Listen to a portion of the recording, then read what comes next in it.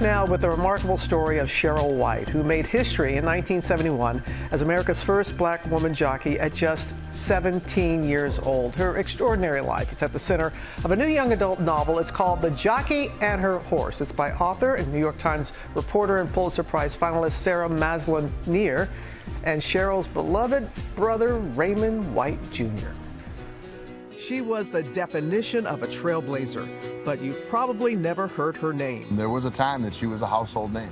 She was viral before we knew what viral was. Everywhere I went as a kid, everybody knew who Cheryl White was.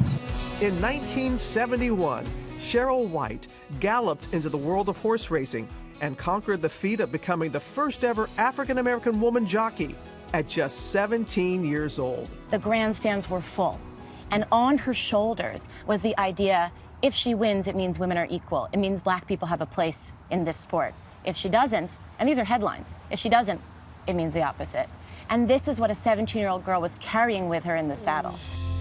The daughter of a famous horse trainer, Cheryl had been honing her skills since she was old enough to ride. And her brother Raymond says she could race with the best of them. What were the qualities about her that made her such a great jockey? You know, they say a good jockey should be, their back should be flat. You could put a cup of coffee on it. and her form was perfect. Over the next 2 decades, she kept making history of her own, winning 750 races and several coveted awards. How do you think that we don't know that your sister is not more well known? My sister wasn't a great self-promoter. She was the type that just wanted to ride. She wanted to be left alone. She did not brag about herself. I was the braggart in the family. No! Oh, yeah. The events of Cheryl's extraordinary life inspiring the new young adult novel, The Jockey and Her Horse, written by author and New York Times reporter Sarah Maslin-Nier and Cheryl's beloved brother, Raymond White Jr. How'd this happen? Sarah contacted me through email back in 2021 and said she bought a copy of Jet magazine.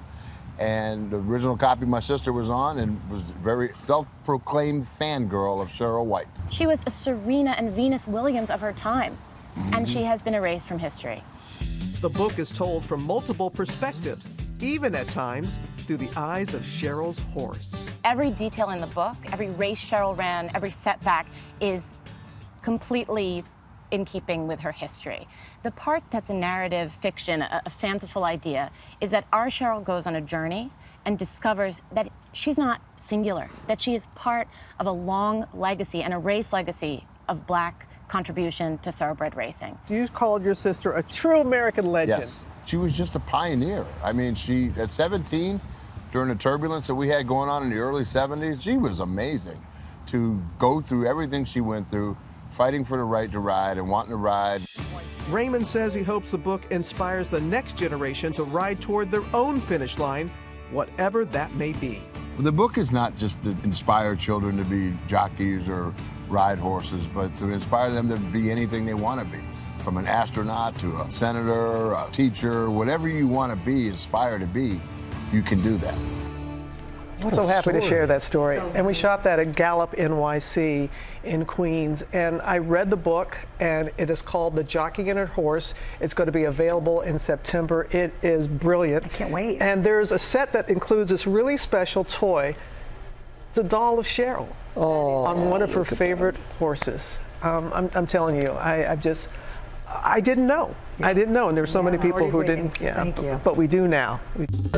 Well, hey there, GMA fans. Robin Roberts here. Thanks for checking out our YouTube channel. Lots of great stuff here. So go on, click the subscribe button right over here to get more of awesome videos and content from GMA every day, anytime. We thank you for watching, and we'll see you in the morning on GMA.